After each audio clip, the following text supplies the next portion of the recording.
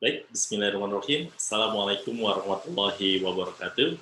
Saya Ali Mauludin, saya adalah koordinator mata kuliah Pendidikan Pancasila dan Pendidikan Kewarganegaraan di Universitas Pajajaran. Baik, pada kesempatan ini, insya Allah saya akan memaparkan bagaimana project based learning yang diterapkan pada mata kuliah Pendidikan Pancasila dan Pendidikan Kewarganegaraan. Baik, tampaknya kita langsung saja. Sebentar, saya share screen.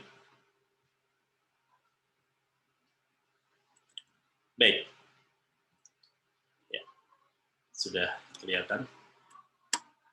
Baik,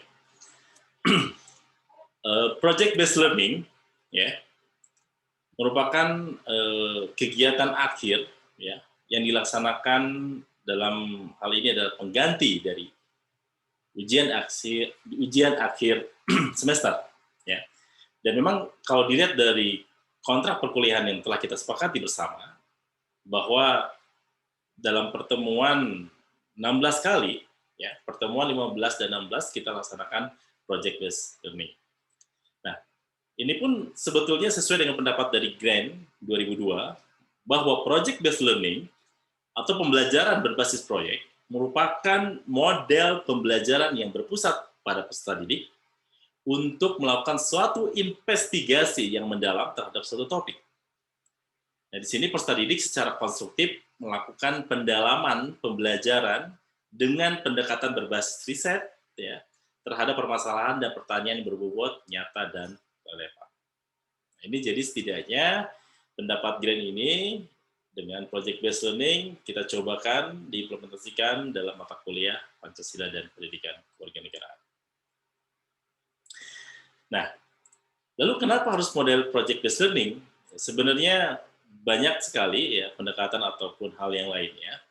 Tapi berdasarkan kurikulum ataupun edaran Belmawa, ya, salah satunya adalah bahwa untuk mata kuliah Pancasila dan Pendidikan Kewarganegaraan kita menggunakan project based learning. Nah, bagaimana kita ketahui karakteristik project based learning ini adalah pertama adalah di mana peserta didik dihadapkan pada permasalahan konkret, mencari solusi dan mengerjakan proyek dalam tim untuk mengatasi masalah tersebut. Ya, kita coba kita kemas ya. Bagaimana real world problem, di mana kalau kita nanti case delivery-nya ataupun sebagai kasusnya kita ambil dari salah satu saja 17 poin dari SDGs seperti itu, ya. Di mana nanti para peserta atau mahasiswa untuk memilih proyek seperti apa, ya, ataupun dari 17 itu adakah yang kecocokan atau kesesuaian, ya, sehingga ada tujuan dari proyek tersebut. Baik. Selanjutnya adalah kita melihat bahwa ada tahapan-tahapan ataupun langkah ya dalam model pembelajaran project based learning. Ya, kalau kita dilihat di sini ada siklusnya. Pertama adalah pengenalan masalah. Ya, di sini mungkin ada pertanyaan ini yang harus disiapkan. Yang kedua adalah mendesain perencanaan project. Ya. Yang ketiga adalah penyusunan jadwal project, pelaksanaan dan monitoring. Ya. Yang kelima adalah menguji hasil ya presentasi proyek tersebut ya, kita akan menelaah seperti apa nanti akhirnya, dan yang terakhir adalah mengevaluasi ataupun adanya refleksi. Jadi tahapan-tahapan ini ya ini adalah bagian yang harus dilaksanakan oleh mahasiswa sehingga nanti hasilnya akan kita ketahui apakah betul tidak ya investigasi ataupun observasi di lapangan sesuai dengan yang diinginkan atau tidak. Baik. Nah, selanjutnya di sini ada 17 poin dari SDGs ya yang menjadi perhatian, dan memang di sini pun sudah kami simpan filenya di Live Unpad ya. Di sana mahasiswa bisa mengecek seperti apa poin pertama tentang kemiskinan ya, lalu juga tentang ya kelaparan ataupun hal-hal yang lain dari 17 poin yang ada ya di dalam Sustainable Development Goals ini. Jadi ini adalah sebagai project dalam project based learning. Ya, baik. Selanjutnya adalah, nah ini bisa langsung teknis saja supaya lebih efektif waktunya. Bahwa pertama adalah pembentukan kelompok kecil per kelas, ya. Kita ketahui bahwa di Unpad ini untuk mata kuliah Pendidikan Pancasila dan Pendidikan Kewarganegaraan dibagi menjadi 131, ya. Yang dimana setiap kelas itu berjumlah antara 45, ada yang 46, ada yang 47, ya, kurang lebih di bawah 50 lah. Maka disimpulkan di sini kita bagi menjadi 9 kelompok, ya, di mana setiap kelompok itu terdiri dari 5 sampai 6 mahasiswa. Ini hitungan-hitungan yang kami buat, ya. Tapi setidaknya kita patok menjadi 9 kelompok di dalam satu kelas. Nah, lalu bagaimana pelaksanaan proyek? Nah, ini pun jadi perhatian, ya. Kita sudah melaksanakan perkuliahan daring, ya, dari semester awal kemarin, ya, dari bulan September kita mulai, ya, hingga sekarang tidak terasa sudah pertemuan ke-13 tadi, ya, dan terasa bagaimana ya antara ya dilema, ya, kita tidak bisa ketemu dengan mahasiswa, kita tidak ya bertatap langsung dan yang lainnya, tapi tidak masalah. Tapi tetap yang perlu diperhatikan adalah bagaimana protokol kesehatan itu harus dijalankan dimanapun kita berada.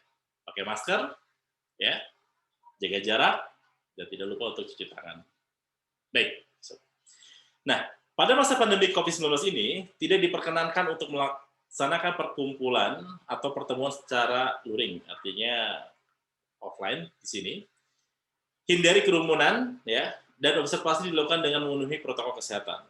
Nah, ini artinya di sini tidak ada suatu perkumpulan, misalnya kelompok satu, ya, kebetulan nih anggota-anggotanya ada di salah satu wilayah, mereka berkumpul berdiskusi, nah itu kami sarankan tidak boleh dilakukan. Dari setiap anggota kelompok harus mengidentifikasi wilayah tempat tinggalnya dan berupaya harus mengaitkan pada salah satu dari 17 poin Sustainable Development Goals, ya, SDGs ini, berarti akan diperoleh sebanyak 5-6 kasus dari masing-masing anggota ya di sini, ya, kalau kita lihat. Jadi sekali lagi saya sampaikan kepada mahasiswa bahwa dari setiap kelas itu terdapat 9 kelompok. Dari 9 kelompok, ya. Oke, tampaknya ada yang oh ini ya, ini berarti akan diperoleh sebanyak 5-6 kasus dari masing-masing anggota. Ya, tadi disampaikan ada 9 kelompok, ya, dan 9 kelompok itu terbagi menjadi dalam hal ini setiap kelompok itu ada 5 sampai 6 mahasiswa. Nah, di sini artinya dari masing-masing mahasiswa ini pasti bertempat tinggal di wilayah NKRI, gitu kan, dari Sabang sampai Merauke, ya. Tapi disitulah letak kita ingin mengetahui sejauh mana pemahaman, ya, sejauh mana mengidentifikasi mahasiswa terhadap fenomena yang ada di lingkungannya. Sehingga kita akan mengetahui bahwa jikalau ada 5-6 mahasiswa, berarti setidaknya ada 5-6 tema dari 17 poin SDGs. Kita akan nanti simulasikan, ya. Nah, lalu untuk menjadikan gambaran ataupun inventarisir informasi, silakan mahasiswa untuk bisa mengakses di link Unpad, ya. Di situ ada terlihat 17 poin, ya. Silakan nanti saya akan lihatkan linknya dan juga contoh-contohnya di slide selanjutnya. Tapi ingat, dari 5-6 kasus dari mahasiswa, hanya 1 kasus saja yang diambil dan menjadi perhatian dari kelompok tersebut untuk bisa dibuat makalahnya. Ya, hasil akhir adalah makalah yang nanti akan dipresentasikan. Nah, oke, kita sedikit simulasi saja. Nah, di sini kita melihat ada 5 mahasiswa saja. Tadi ada 5-6. Oke, 5 mahasiswa A, B, C, D, E memiliki berada di tempat tinggal yang berbeda. Ada yang di Kecamatan Pangalengan, Kabupaten Bandung, ada di Kecamatan Cibiru, ya, Kota Bandung, ya. Lalu juga ada di Kecamatan Jatinangor, ya, Kabupaten Sumedang, ya, dan juga Kecamatan Cimahi Selatan, Kota Cimahi, dan Kecamatan Batu Jajar, Kabupaten Bandung Barat. Nah, dari kelima mahasiswa ini, gitu kan, setidaknya mereka sudah mulai menginventarisir, sudah mulai mengobservasi di wilayahnya. Ya, contoh misalnya di Pangalengan. Kalau kita lihat Pangalengan identik dengan masyarakat pertanian, perkebun, gitu kan, dan juga mungkin peternakan, ya, dengan KPBS-nya. Oke, daerah Cibiru ini adalah wilayah yang transisi, ya. Di sini pun berbatasan antara Kota Bandung dan Kabupaten Bandung, ya.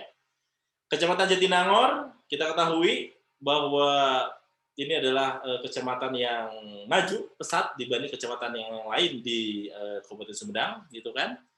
Lalu Kecamatan Cimahi Selatan, kalau kita melihat di sini perbatasan juga ataupun ada daerah-daerah yang dulu sempat menjadi tempat pembuangan atau TPA ya, tempat pembuangan akhir sampah di sana di daerah Cangkora, dan juga Kecamatan Batu Jajar. Wah, ini kalau lihat Batu Jajar berdekatan dengan daerah-daerah aliran sungai Citarum yang wilayahnya daerah sekitar Batu Jajar yang menuju ke Saguling.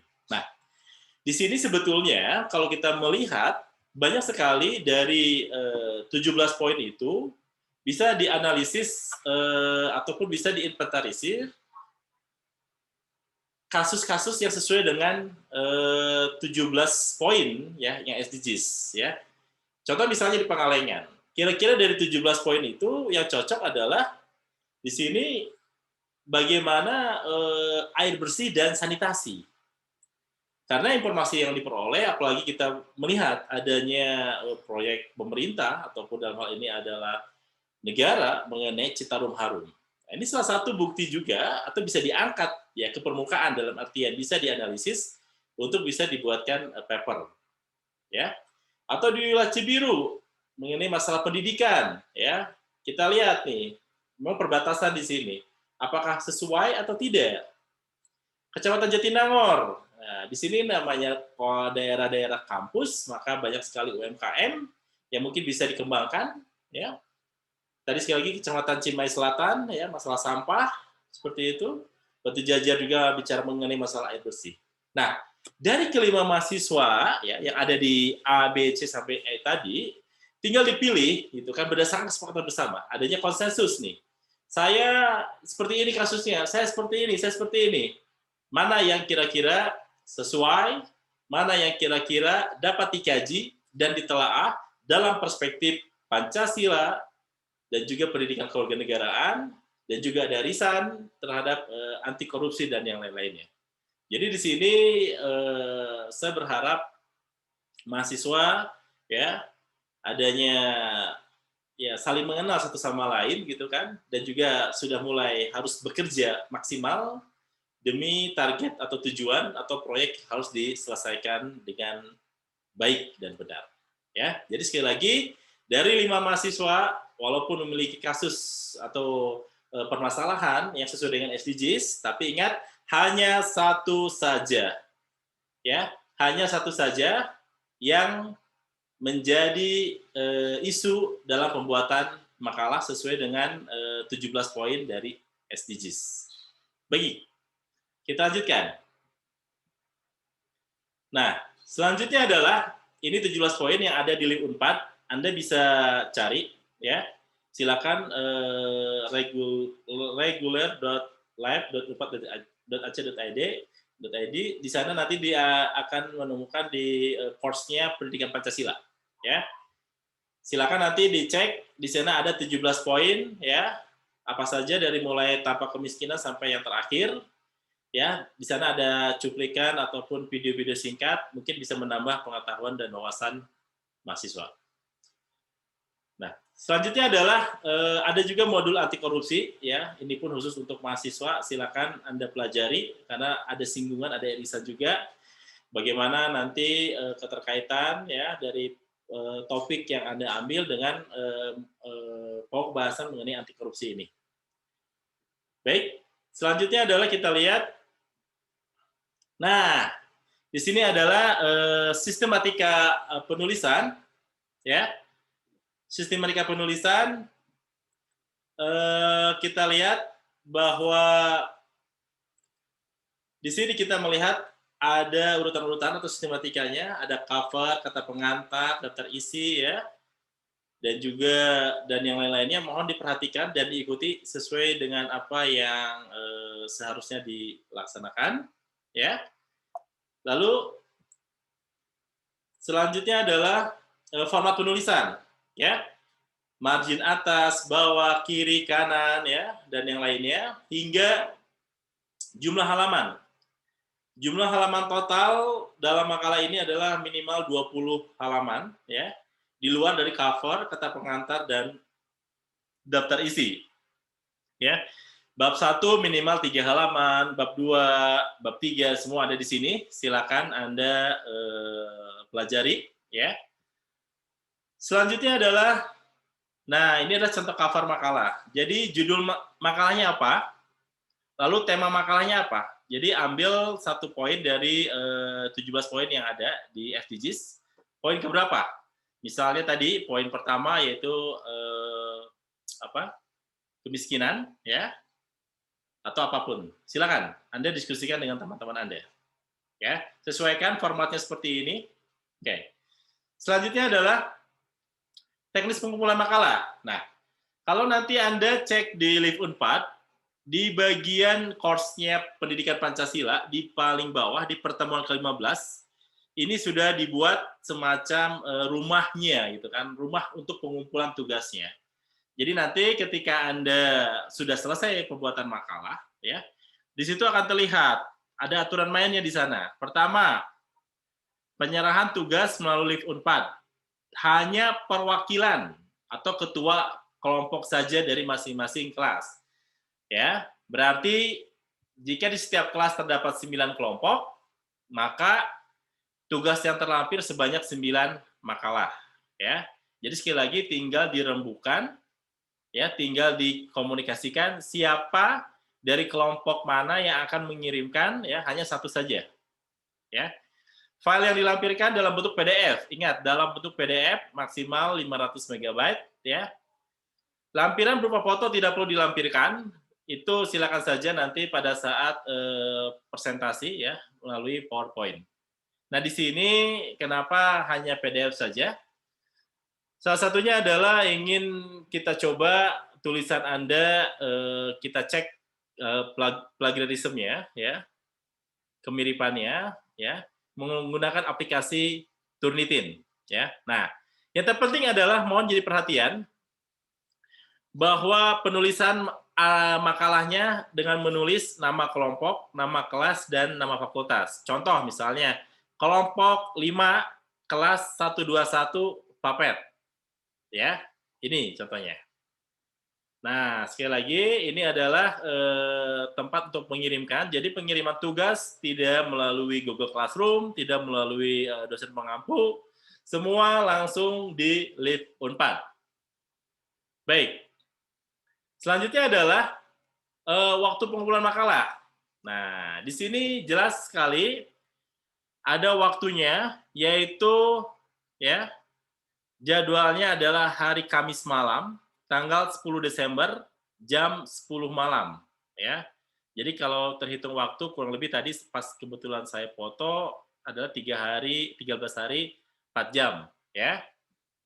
Baik, mohon diperhatikan waktunya, jangan sampai terlambat. Ingat, seperti biasa ketika mengumpulkan tugas kalau menggunakan Google Classroom, setelah selesai di turn in. Kalau di sini klik submit ya, tolong diperhatikan.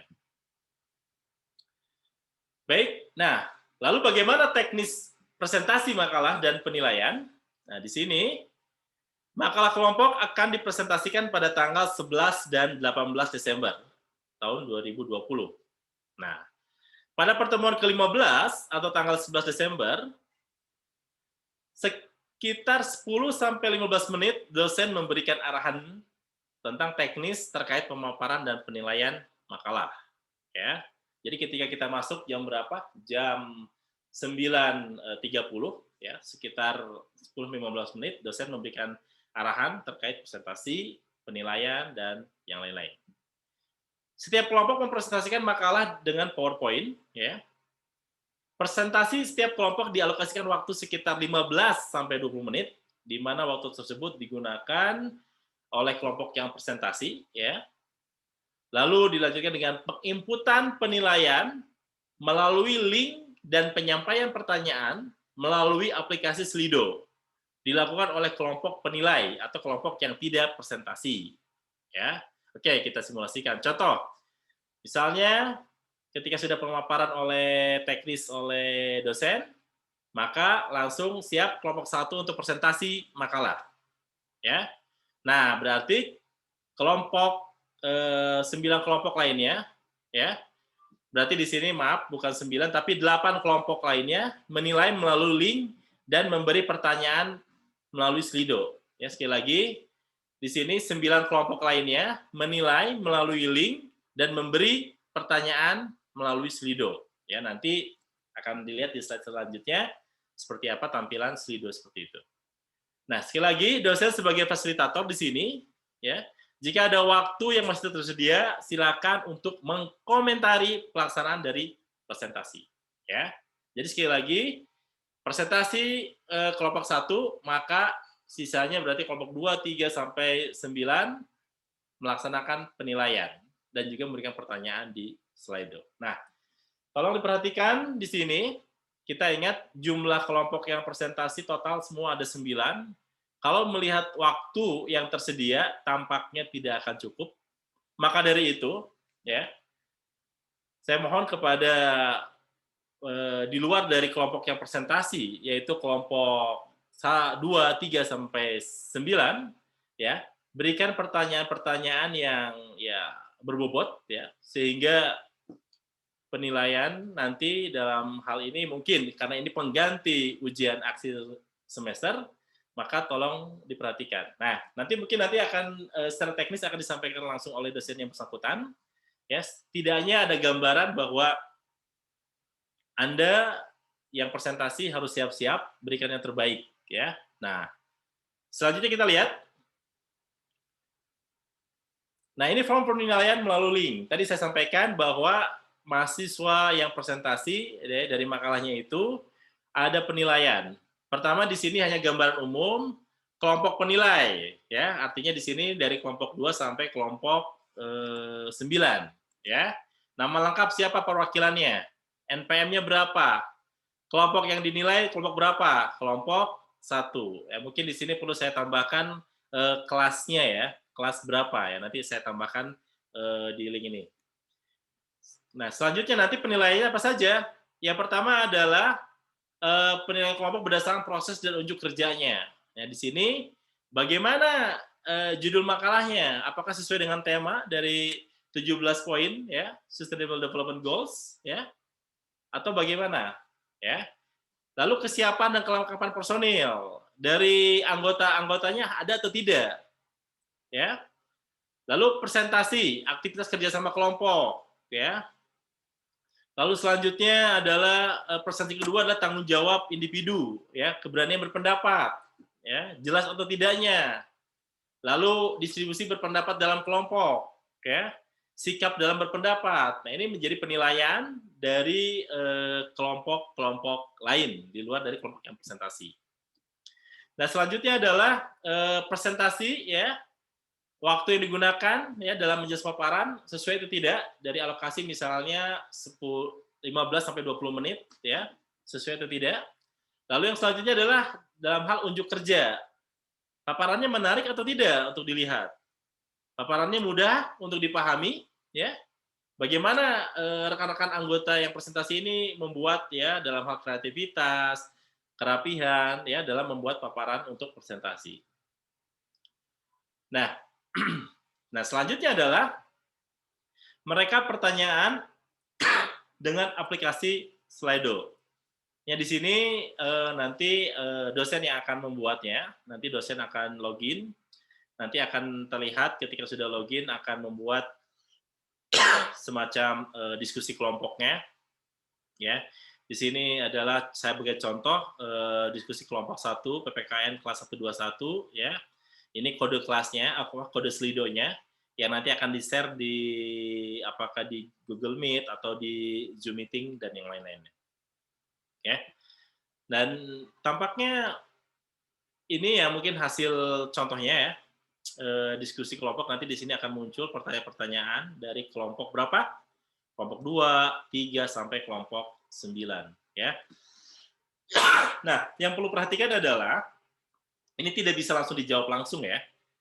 Nah, nanti untuk masalah teknis ini, nanti akan segera diinformasikan selanjutnya, yang di mana nanti, apakah nanti pengerjaannya akan disimpan kembali di Lip Unpad, ya, direkap semua pertanyaan, apa, jawaban dari masing-masing, atau bagaimana, nanti akan diinformasikan selanjutnya. Yang penting adalah Anda buat makalahnya sebagus mungkin, ya. Anda buat makalahnya sebagus mungkin, ya. Coba usahakan hasil cek plagiarismenya atau Turnitinnya di bawah 20%, ya. Itu ada nilai lebih, gitu kan. Ya, ingat jangan copy paste, ya. Coba kejujuran, ya. Karena itu merupakan bagian dari nilai-nilai dari anti korupsi seperti itu. Nah, baik, tampaknya itu yang bisa saya sampaikan, ya. Sekali lagi saya ucapkan terima kasih banyak kepada teman-teman dosen yang nanti akan mendampingi, ya.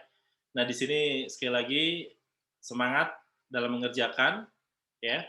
Saya berharap Anda sungguh-sungguh untuk mengerjakan proyek ini karena bebannya lumayan cukup besar, ya. Artinya presentasinya sekitar 45%. Baik, itu saja mungkin yang perlu saya sampaikan. Mudah-mudahan bisa melaksanakan dengan penuh tanggung jawab. Ada hal-hal yang mungkin perlu ditanyakan, silakan saja hubungi saya langsung. Itu saja dari saya. Terima kasih. Selamat sore. Assalamualaikum warahmatullahi wabarakatuh.